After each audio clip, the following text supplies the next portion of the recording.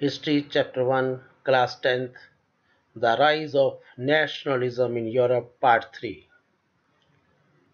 In this video, we are going to discuss the age of revolutions from 1830 to 1848. This period from 1830 to 1848 is known as the age of revolutions because in Europe there were so many areas which faced revolutions. The first upheaval took place in France in July 1830. The Bourbon kings, who had been restored to power during the conservative reaction after the Congress of Vienna, were now overthrown by liberal revolutionaries. In Europe,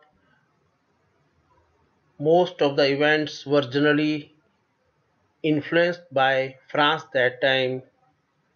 Therefore, Metternich said, "When France sneezes, the rest of Europe catches cold."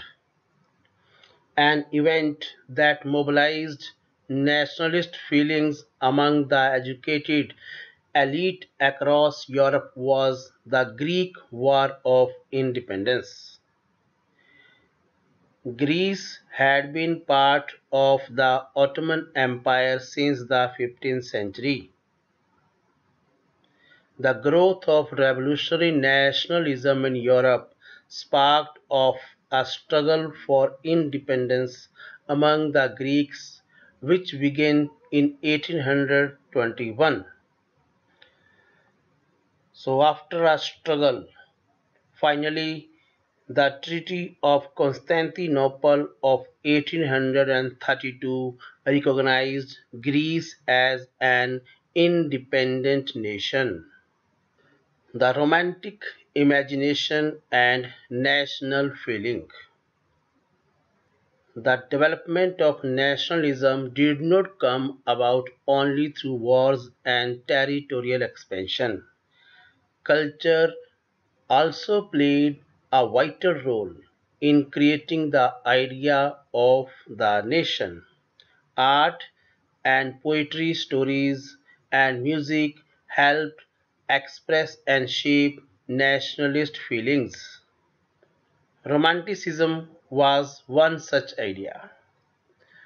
Romanticism means a movement in the arts and literature that originated in the late 18th century.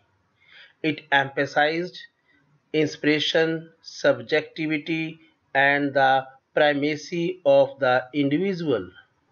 Romantics tried to create a sense of a shared collective heritage, a common cultural past, as the basis of a nation. One such person was a German philosopher, Johann Gottfried Herder.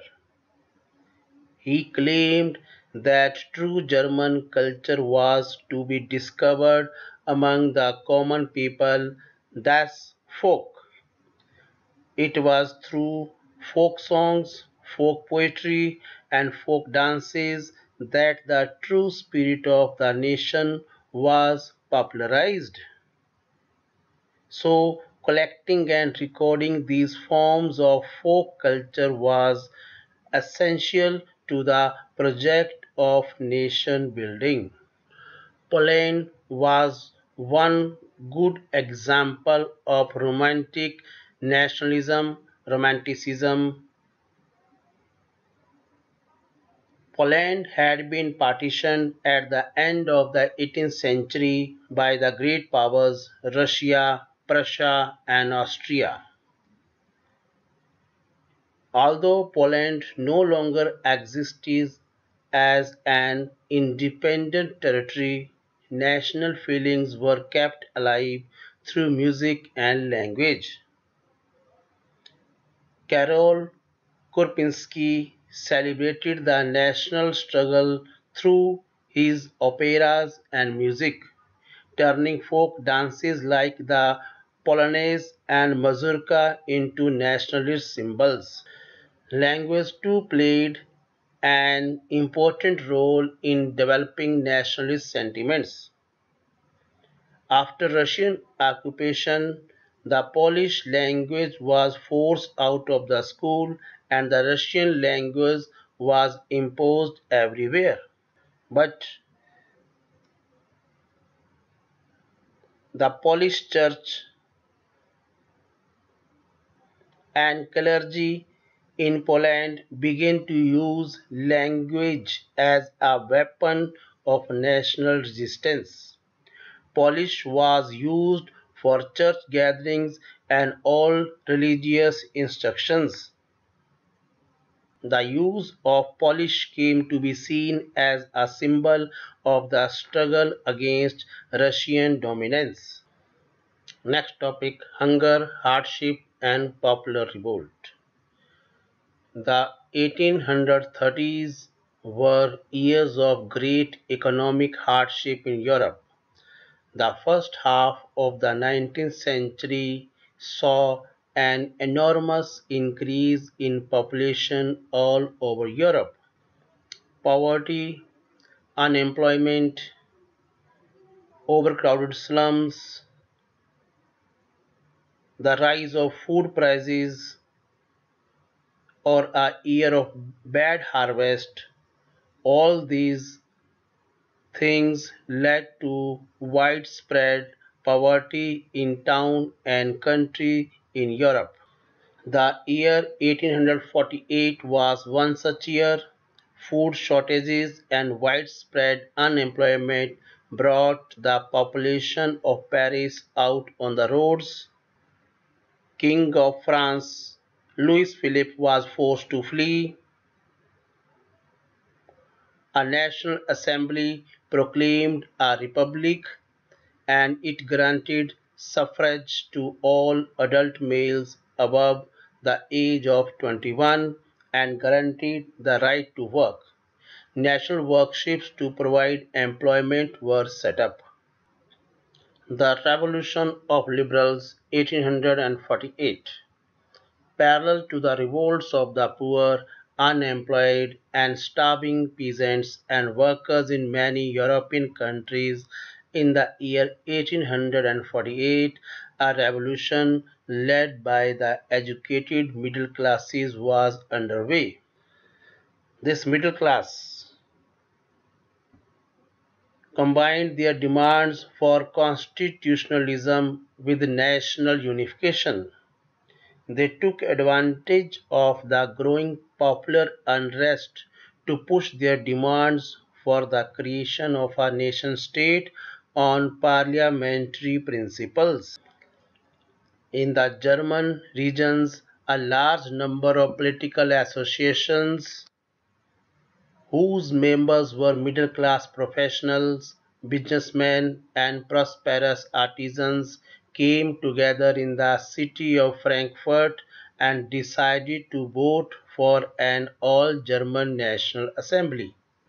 On 18th May 1848, 831 elected representatives marched in a festive procession to take their places in the Frankfurt Parliament. They drafted a constitution for a German nation to be headed by a monarchy subject to a parliament.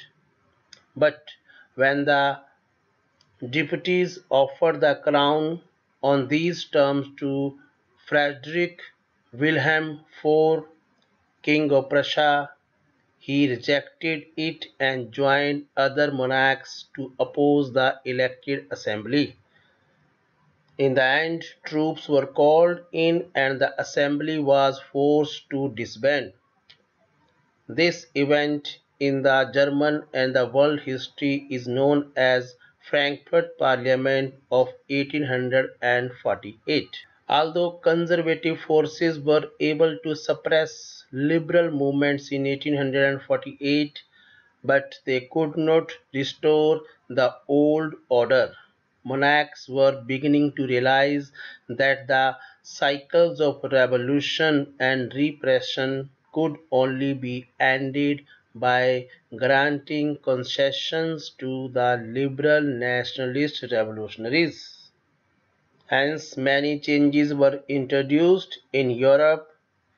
For example, the Habsburg rulers granted more autonomy to the Hungarians in 1867. That's all in this video. We shall continue this topic in the next video.